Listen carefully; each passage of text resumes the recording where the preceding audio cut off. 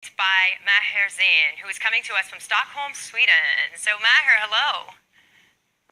Hello. Hi. Thank you, Hal. Thank you for being with us. I love this setup that you have going on. Thank you. This is my, like temporary home studio. Your studio. So we have Maher with us, and we're going to be discussing reimagining humanity and the power of words to unite. So Maher, you're a very well-known R&B singer, and I'd love to know, how did you get into singing and writing? And because your lyrics are very deep and rich. So how did you get into thinking about writing?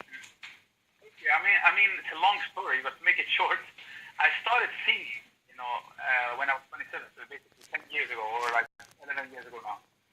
And that was along with me coming closer to my faith, and I felt like I wanted to combine the experience that I had as a musician, as a producer, as a songwriter, with spreading the message that I believe in, spreading the, the message of peace, love, hope, and justice, and all these kind of things. So yeah, that was like just a brief, story of how it started. And it seems like your stories are quite deep often, and I love how diverse your work is. You're also a high-profile supporter of UNHCR. Tell us a bit.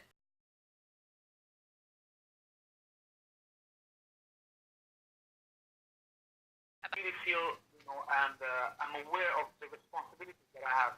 And, I'm very grateful that I've had so many opportunities to work with so many different charity organizations, including UNHCR. And, I went with them to Beirut and went to, to visit a Syrian refugee family there and talk to them. And it was just amazing. And I also, even wrote a song called that I performed at the Nansen Award called One Day. And it's about, it's about that hope, never losing hope. Basically, one day I will return to my home, to my family, to my loved ones. So I'm really blessed, that I've had the chance to work with so many different organizations, charity organizations. I think that's really beautiful, and a lot of the work that you do and a lot of the things that you sing about and you talk about are kind of embedded in that. As someone who comes from a Palestinian refugee family myself and grew up in Syria, I definitely empathize with this need to kind of connect the dots across the board. But I wanted to kind of shift gears a tiny bit and ask you, we're living in a time globally with heightened divisions and heightened phobias of all types, including Islamophobia and nationalism all over the world. Do you believe in the power of music to unite? Absolutely, absolutely. I really believe so. And, for the past 10 years, I've been in this business, as an artist, as a song. I've seen it also. I've seen the effect. People come and talk to us, and I always say this and emphasize on this, that music is an international language, and you can reach out to people in a very musical and melodical, melodic way. And people, they receive the information in different ways than just speaking and stuff, which is also, of course, everything has its spot. Everything together, makes that great force of inspiration to people. And music is, what I know, and this is how I communicate to people. And I really believe it has a great positive impact. And it can have also a negative impact. Yeah, and with that, your lyrics are in essence, I think a lot of what you're talking about is embodied in your lyrics. They're full of talks of justice and peace and love. So how does your faith as a Muslim inspire your music? I mean, that's exactly what it is, I really feel and believe that Islam is all about, justice, peace, love, etc., etc. So it's like, everything that I write, even when I write songs about love, like love for your mother, this is inspired by my faith, Islam. I have a song called One Big Family, and this is about brotherhood and humanity, etc., etc. And I really I find it just, part and parcel, I think you can say, with, the message of peace, love, justice, hope, all these kind of positive things. Yeah, and when we look around the world around us, though, and we talk about peace and love,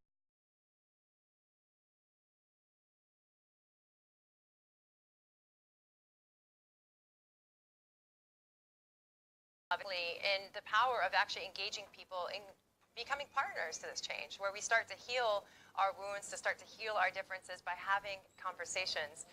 Would love to know, what's your message to people who feel unseen or unheard around the world? I mean, what you're doing is a great thing, as you mentioned, and I think each person can do, whatever in his or her power, of doing. I do it through my music. I'm trying to be, I've done, such as One Day, such as One Family, Palestine with the Free, etc., etc. So I'm trying to be, whatever small voice I can be for them, and I think all of us together, we are raising awareness, we're speaking about it all the time, and most of all, we're praying for them, and also we're showing them that, we're not basically leaving them behind. We are there for them. Many times it's hard, to know about that, but that's what you're doing now, engaging people. We're talking about these matters, and just raising awareness, basically. Well, and Maher, I think we'd love to hear the 2019 Global People Summit theme song performed by yours truly, hopefully. But Thank you so much. No, I mean, I think definitely, inshallah. I'd love to kind of wrap by asking you your advice to young people around the world that really want to make change in their community. You invest a lot of your personal time and your professional time in contributing to humanitarian and social justice causes. For young people, we have quite a few people on Twitter and also on our live stream that are asking, how can people learn to be more empathetic, and what are the steps that people can take to start making action in their communities? What would you say are steps for people that may not have the platform you have, but everyone can do something, as you said? So if you can leave us with that little bit of inspiration. I really believe that every human being has some good in their heart. We just have to dig deep and get it out and put it into action. And also, we need to question ourselves. Like I grew up in Sweden. I'm actually a refugee myself. I came here when I was quite young to Sweden. So I don't remember so much of that, but I'm sure it's back in my head, it has affected me.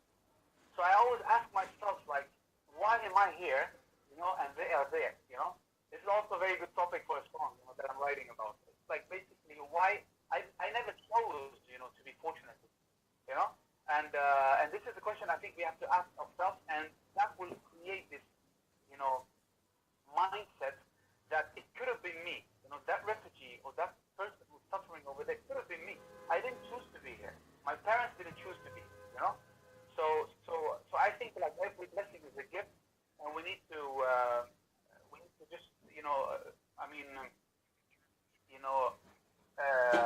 realize that, and put our emotions to action, and just, I feel grateful when I look at my kids, when I look at my children, and we have a roof over our heads, they go to school, we have food, we have everything basically we need. So this is not something that I created on my own. This has been a blessing, and I need to just give back. And I think everyone, if every human being on this earth would think like that on their level, just like even by speaking to someone, even by donating, even by praying, everyone can do it, I really believe that. I absolutely love that message of taking your emotion and turning it into action. I think I'm going to steal that soundbite. Don't worry, I'll copyright you on that and then sell it back to you one day.